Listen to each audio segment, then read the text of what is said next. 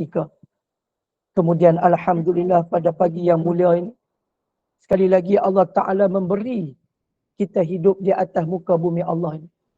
Sebab itu kata ulama, tanya balik diri kita. Kenapa Allah Ta'ala panjangkan usia kita? Sedangkan ada di kalangan sahabat-sahabat kita, adik-beradik kita, yang telah pun balik bertemu dengan Allah, kadang-kadang sakit apa pun tak. Tetapi kita ni ibu-ibu sekalian, ibu ayah sekalian, sakit macam-macam. Tetapi Allah Ta'ala masih lagi beri kesempatan kepada kita untuk hidup satu hari lagi di atas muka bumi Allah ini. Rupanya kata ulama, Allah Ta'ala duk panjang lagi usia kita ni kenapa? Yang pertama kata ulama, Allah Ta'ala masih lagi panjangkan usia kita kerana kita ni banyak dosa dengan Allah Subhanahu Wa Ta'ala. Rupanya kita ni banyak dosa. Allah Ta'ala tak ambil lagi nyawa kita pada saat dan ketika ini. Sebab apa? Sebab kita ni banyak dosa kepada Allah. Allahu Akbar. Lagi kenapa Allah Ta'ala tak ambil lagi nyawa kita? Cek-cek balik tengok-tengok surah Al-Mulk pun tak baca lagi tiap-tiap malam. Sedangkan surah Al-Mulk adalah surah yang boleh membantu kita pada saat kita sedang berada di alam barzakh. Allahumma salli ala Sayyidina Muhammad. Hadirin hadirat ibu ayah rahmati Allah sekalian. Cek-cek balik pun kenapa Allah Ta'ala panjangkan lagi usia kita ni. Rupa-rupanya hutang kita tak selesai lagi. Cek-cek balik pasal apa Allah Ta'ala duk panjang lagi usia kita ni. Rupa-rupanya ada harta-harta kita yang belum kita infak pada jalan Allah. Rupa-rupanya tengok-tengok Allahu Akbar, harta banyak tapi haji pun tak sampai lagi.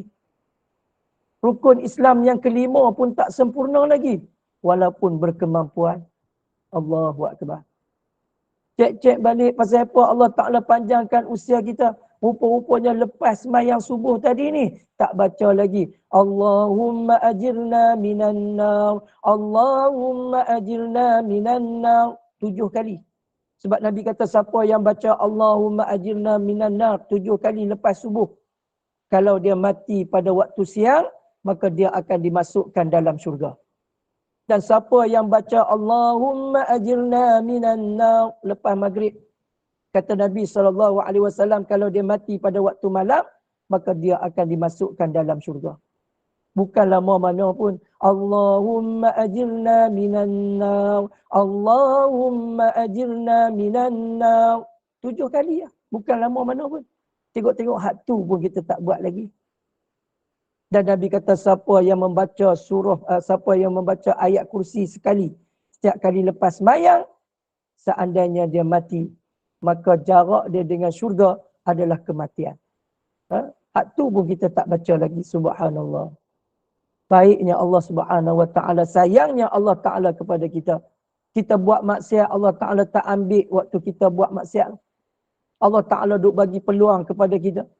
Sebab tu kata ulama, Allah Ta'ala bukan nak tengok di awal kehidupan kita, tetapi Allah Ta'ala nak tengok di hujung kehidupan kita, pengakhiran kita. Sebab itu beruntunglah orang yang balik bertemu dengan Allah dalam keadaan sembat menyebut La ilaha illallah Muhammadar Rasulullah. Siapa yang boleh sebut kalimah La ilaha illallah, Allahu Akbar. Dia tahu dah esok di hari akhirat dia akan balik dalam keadaan yang sangat gembira.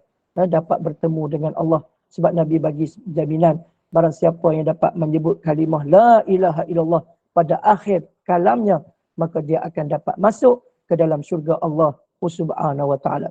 Hadirin hadirat ibu ayah rahmati Allah sekalian, alhamdulillah tadi kita dapat baca surah Yasin. Surah Yasin ni ada 80 ayat lebih.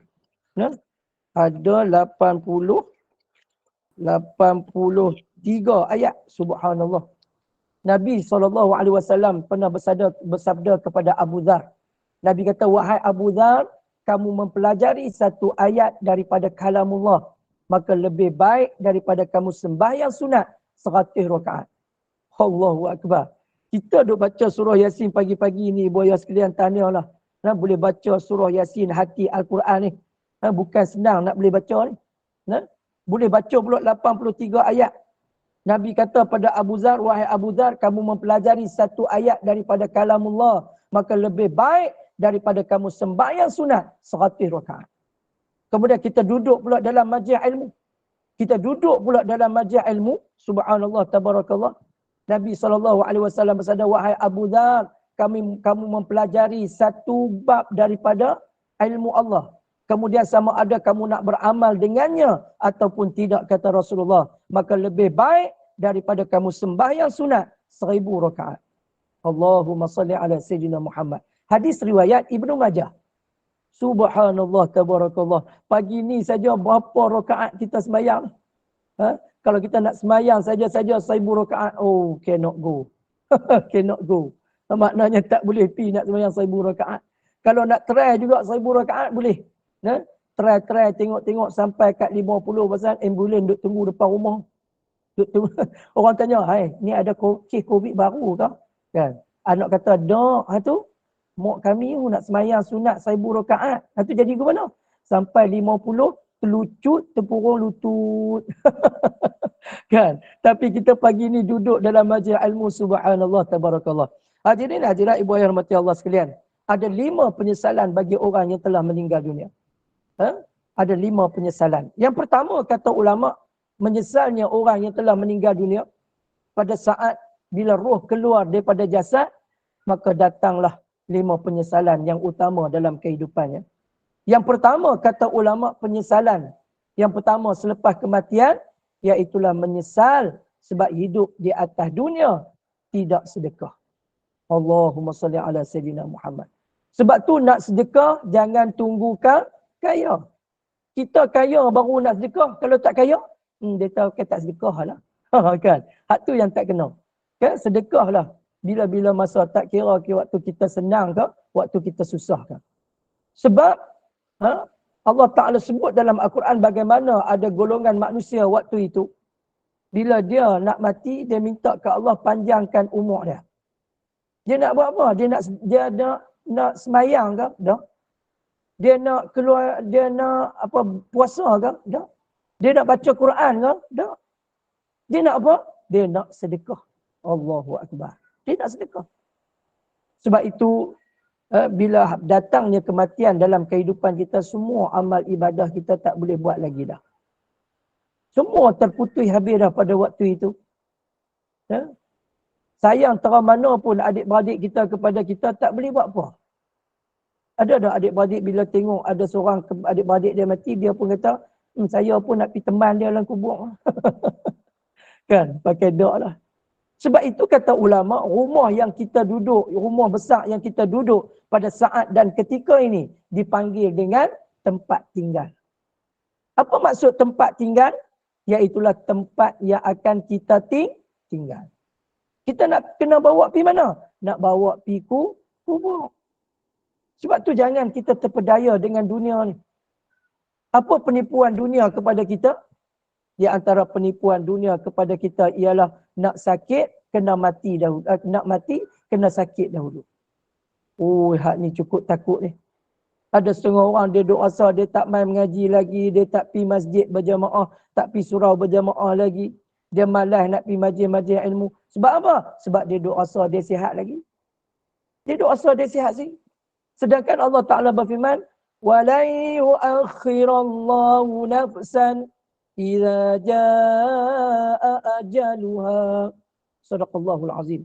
Apabila tibanya ajal kematian seseorang, maka Allah Ta'ala tak tangguh lagi dah. Kemudian penyesalan yang kedua bagi orang yang telah meninggal dunia, iaitulah menyesal sebab hidup di atas dunia tak mau dengar nasihat. Tak mau dengar tazkirah. Habis baca Yasin, orang kata tunggu saat kita ada tazkirah. Oh, tak mau dengar dah. Padahal tak ada hal apa pun. Subhanallah, tabarakallah. Sebab itu dalam surah Al-A'la, Allah Ta'ala berfirman, A'udhu billahi minasyaitanir rajim. Fadhakkir in nafa'ati dhikra. Sayadhakkaru man yakhsha. Wa yatajannabuhal ashqa. Sadaqallahul azim. Fadhakkir in nafa'ati dhikra. Allah Ta'ala berfirman, berilah peringatan kepada orang yang mahu mendengar peringatan. Dan orang yang mahu mendengar peringatan itu, maka dia akan takut melanggar apa yang disebut oleh Allah Subhanahu Wa Ta'ala. Nah, dan orang yang selalu dengar peringatan ni, dia akan ambil peringatan itu sebab takut akan melanggarkan peringatan tersebut.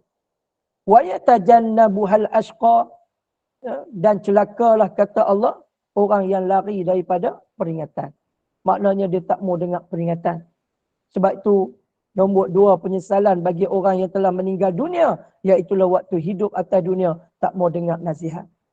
Dia tak mau dengar nasihat. Ada majlis-majlis ilmu dia tak mau main dengar. Sebab itu kata ulama, dalam masa 3 hari kita tak dengar kuliah agama, maka akan naik satu titik hitam di hati kita. Main 6 hari tak dengar, naik 2 titik hitam di hati kita. Lama kelamaan hati kita jadi hitam. Bila hati hitam, kita cerita bab syurga, dia tak rasa teringin. Ceritalah bab akhirat, cerita bab neraka, dia tak rasa takut. Kita cerita bab amalan-amalan yang boleh menyelamatkan dia waktu hidup di hari akhirat nanti. Dia tak mau. Sebab apa? Hati dia dah mati. Sebab itu bahayanya orang yang buat amal ibadah dalam keadaan tidak ada ilmu, dengan orang yang ada ilmu tapi dia buat amal ibadat dalam masih lagi dalam keadaan salah, beza. Sebab orang yang buat amal ibadah dalam keadaan tidak ada ilmu, Allah Ta'ala tak terima amalannya. Tetapi bagi orang yang buat amal ibadah dalam keadaan masih lagi belajar, tapi masih lagi tak betul, tapi Allah Ta'ala tetap terima amalan dia. Kenapa? Sebab dia sedang belajar. Dia sedang belajar. Sebab itu kata ulama, kita dengar kuliah tazkirah, kita dengar forum, kita dengar kuliah-kuliah dalam TV dan sebagainya, itu adalah untuk kita cas bateri. Cas bateri. Maksud dia, bila kita dah iman kita dah rasa lemah sikit, dengar forum jadi kuat balik, kan? Yang wajib kena belajar ni ilmu apa? Ilmu fardu ain. Iaitulah ilmu tauhid, ilmu fiqh, ilmu tasawuf. Hak ni wajib kena belajar. Sebab itu kata Nabi SAW dalam sebuah hadis, apabila kita dibangunkan di mahsyar nanti, tidak akan berganjak kedua kaki anak Adam sebelum ditanya dengan 4 soalan. Soalan yang pertama, Allah Ta'ala nak tanya kita tentang apa? Tentang umur kita. Kok mana kita gunakan umur kita ni? Kita habis pergi kok mana? Umur kita start pada bila? Start pada umur baligh. Start pada umur 15. Allah Ta'ala tanya kita, kok mana kita guna umur kita ni? Sembahyang kita ni lagu mana? Semua Allah Ta'ala tanya. Yang kedua, Allah Ta'ala akan tanya kita sebelum berganjak kedua kaki anak Adam di mahsyar. Nak berjalan pergi mana ni? Berjalan pergi ke mizan. Berjalan pergi ke titian sirat. Dan berjalan menuju ke Telaga Kausar baginda Nabi SAW. Pergi Telaga Kausar tu untuk apa? Untuk berehat sebelum masuk ke dalam syurga. Yang kedua, soalan yang akan ditanya oleh Allah berkaitan dengan ilmu. Sebab tu kalau duduk atas dunia ni tak mengaji, nak jawab apa depan Allah? Ilmu ni apa dia? SPM ke? Kan? Kita sebut SPM ni baru kena belajar sungguh-sungguh bagi dulu SPM. Kita lupa yang dunia ni nama dia SPM, Sijil Pelajaran Malaysia. Akhirat pun SPM ke? Tapi bukan sijil lah. Apa dia? Soalan padang mahsyar. SPM juga. Maknanya SPM tu lagi dahsyat, lagi takut. Sehingga kan Allah Ta'ala sebut dalam surah Sajdah. A'udzu billahi minasy syaithanir rajim.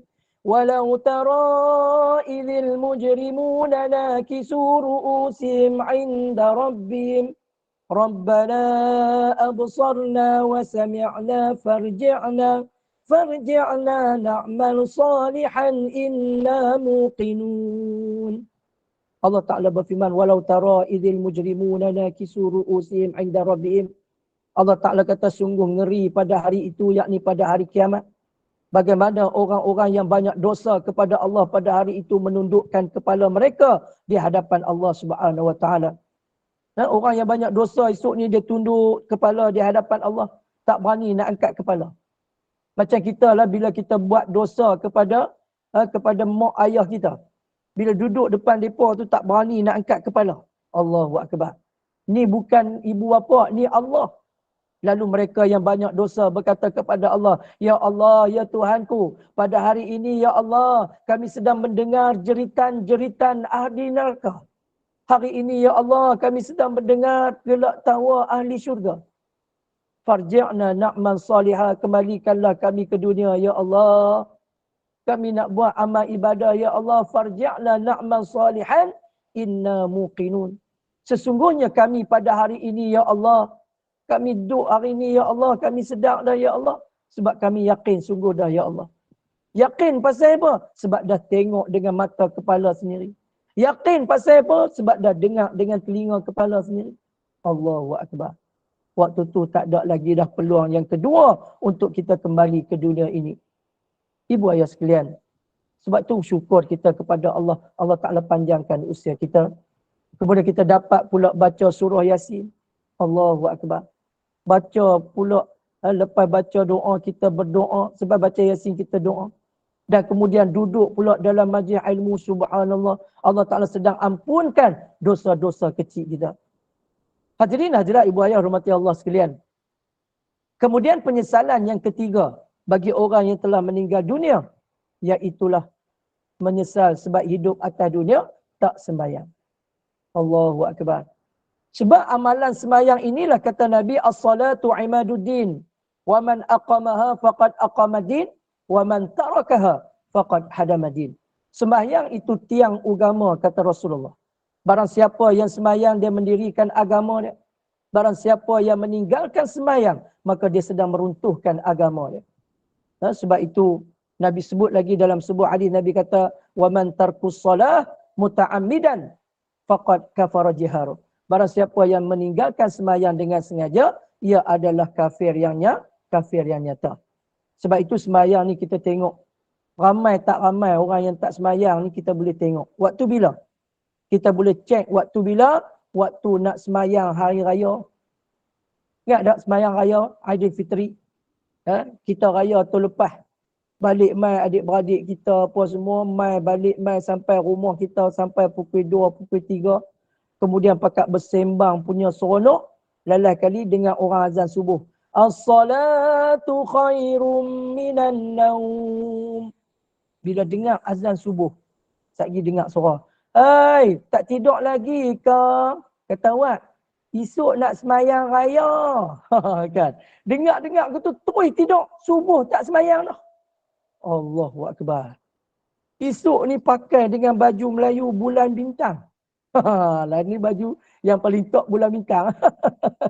Kan pakai tu puji betul segok lah pakai baju tu kan. Pakai dengan bulan bintang, pakai dengan sampin, pegang mikrofon pergi duduk depan tu bukan apa. Allahu Akbar, Allahu Akbar, Allah. Tanya dia tadi sembahyang subuh tak Syekh? Dia kata duk. Subuh tak sembahyang, tiba-tiba mai sembahyang hari raya. Allahu Akbar. Ramai dok ni, ramai. Sebab tu puasa kita tak jadi orang yang bertakwa. Kenapa tak jadi orang yang bertakwa? Apa maksud takwa? Takwa maksud dia melaksanakan segala titah perintah Allah dan meninggalkan apa yang dilarang oleh Allah. Puasa Allah Ta'ala suruh buat. Elok dah. Tapi mai tang semayang tak semayang. Berapa ramai orang yang semayang. Orang yang puasa tapi dalam masa yang sama tidak sembahyang. Allahu Akbar. Hadirin hadirat ibu ayah rahmati Allah sekalian, ni kita kena peringat ahli keluarga kita, adik-beradik kita. Bagi tahu kat Tok Imam, sebelum kita semayang hari raya pagi ni, kalau boleh Tok Imam tolong peringat Zat tu, tak semayang subuh tu, suruh depa qada semayang subuh depa. Mai semayang buat apa semayang raya ni? Semayang raya ni sunat je. Semayang subuh tu wajib. Sedangkan kata ulama, ada pendapat ulama mengeluarkan fatwa. Orang yang meninggalkan solat fardu dengan sengaja. Kemudian dia tak bertaubat kepada Allah. Tiba-tiba dia mai semayang sunat 2 hari raya. Maka hukumnya kata ulama adalah haram. Hukum dia haram. Pasal apa haram? Sebab dia tinggal hak wajib, pergi buat hak sunat. Allahu Akbar. Hak ni yang ramai dalam masyarakat kita. Kenapa betul balik? Sebab tu kita puasa banyak puluh tahun dah. tapi tak jadi orang yang bertakwa. Semayang kita kena qada balik. Yang kita tinggal-tinggal kena qada balik. Hadirin hadirat ibu ayah rahmati Allah sekalian. Dan orang yang semayang pun menyesal juga. Sebab ada semayang-semayang yang dia tinggal. Semayang-semayang sunat yang dia tinggal. Solat sunat tahajud dia tinggal. Semayang sunat duha dia tinggal. Semayang sunat qabla subuh tadi ni pun dia tinggal. Allahu Akbar. Menyesal.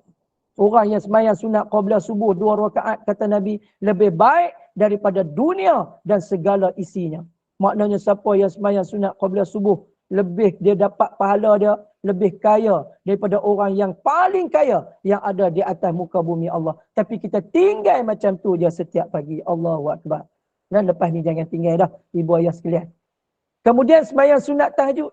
Orang yang solat sunat tahajud esok di hari akhirat dia akan mendapat buku catatan amalan dengan tangan sebelah kanan. Oh beruntunglah siapa yang semayang sunat tahajud pagi tadi. Dan semayang sunat ni ibu ayah sekalian, kita boleh semayang di atas kenderaan.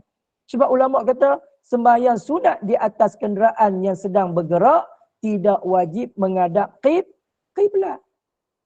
Semayang atas kenderaan yang bergerak. Semayang atas motor boleh tak? Tapi dengan syarat motor sedang bergerak. Boleh tak semayang? Boleh. Allahu Akbar. Nak semayang atas kereta waktu bergerak, kereta sedang bergerak. Boleh tak? Boleh. Sebab tak wajib menghadap qiblat. Jangan pergi berhenti kereta tepi jalan semayang sunat. Itu tak boleh.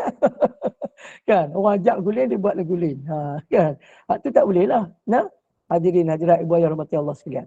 Semayang sunat. Saya kalau ada kuliah duha waktu pagi, saya naik kereta waktu perjalanan nak pergi kuliah tu, saya ambil semayang siap-siap, saya akan semayang di dalam kereta.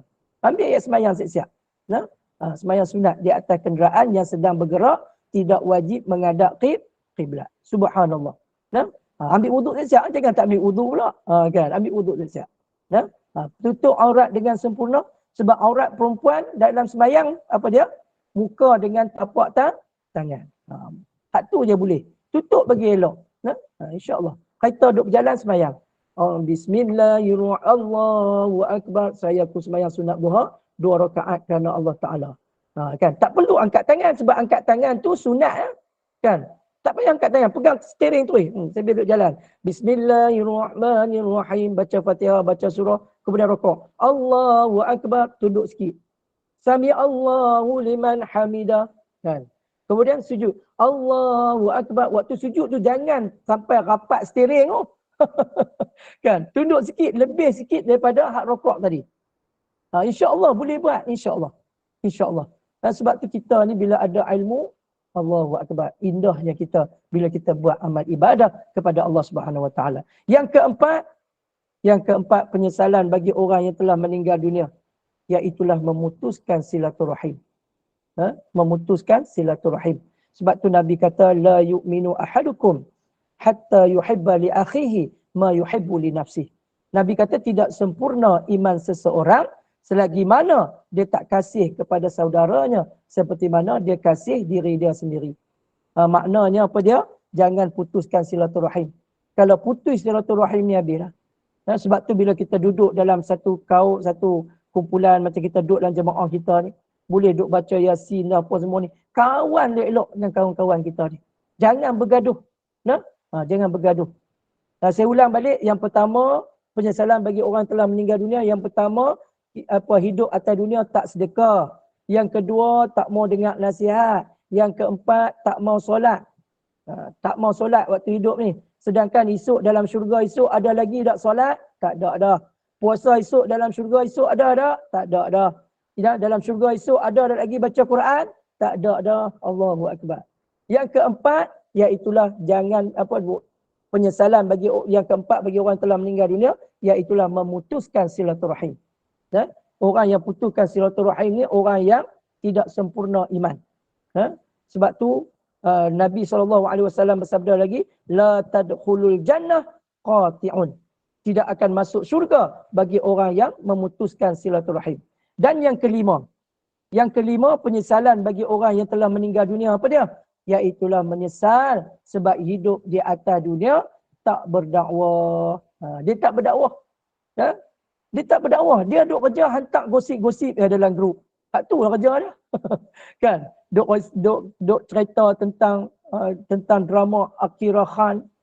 Yang mana cerita bila kita tengok jadi yang bukan-bukan. Sebab apa? Terpengaruh dengan drama kuat sangat kita ni kan. Duk kerja buat gosip-gosip. Padahal kita boleh berdakwah. Berdakwah ni bukan setakat ustaz-ustaz je. Bukan saja pendakwah saja. Kita pun boleh menjadi pembantu kepada baginda Nabi SAW. Rupa-rupanya bila kita buat kerja dakwah ni, sebenarnya kita sedang membantu kekasih kita, Nabi kita Muhammad SAW. Dengan kita sampaikan dakwah kita ajar orang main mengaji, kita bagi tahu kawan-kawan kita tentang kepentingan menutup aurat. Nah, kita atas dunia ni nak tutup aurat pun tak mau. Sedangkan bila mati nanti bungkus habis. Tutup habis, kali muka-muka tutup habis. Dia kata, dunia dulu tak tutup kepala pun. Ni pasal apa? Tutup sampai habis. Kan? Tutup sampai habis. Bungkus terus. Ikat pula atas kepala. Kan? Tapi hidup atas dunia tak mau tutup. Sebab tu saya kadang-kadang saya sedih juga tengok. Waktu petang nak pergi semayang dengan pergi semayang jemaah dengan tok laki, dengan suami. Tiba-tiba maklum duduk belakang naik motor kan. Tengok-tengok betih, 7 betih kan. Dah duit betih, di betih tu pula banyaknya duit shilling. Ada shilling 10 sen, ada 20 sen, 30 sen, 50 sen. Campur-campur 2 betih, lebih kurang RM23, 30 sen. Kan, punya banyak. Pasal apa? Pasal tak tutup aurat kaki. Kaki ni kena tutup. No? Pakai, kalau tak ni, pakai stukin. Kalau nak beli stukin rasa mahal, pinjam stukin bola anak Ustaz. Anak duk main bola, dia tengok cari stukin tak ada. Dia tempat mana stukin ni? Dia tengok mak pakai. Kata mak pakai pergi mana? Pergi masjid. Allahu Akbar. Nah, belilah stukin. Tutuplah aurat kita dengan sempurna. Esok ni Allah Ta'ala akan tanya. Kita boleh beli kereta yang mahal. Kita boleh beli benda-benda yang mahal. Tapi kita nak beli stukin yang murah untuk tutup aurat kita dengan sempurna. Kita tak mampu beli. Mudah-mudahan Allah Ta'ala memberkati kita pada pagi yang mulia ini dan Allah Ta'ala jadikan kita hamba-hambanya yang bertakwa kepada Allah Subhanahu wa Ta'ala insyaAllah. A'udhu billahi minasyaitanir rajim. Bismillahirrahmanirrahim. Alhamdulillahi rabbil alamin.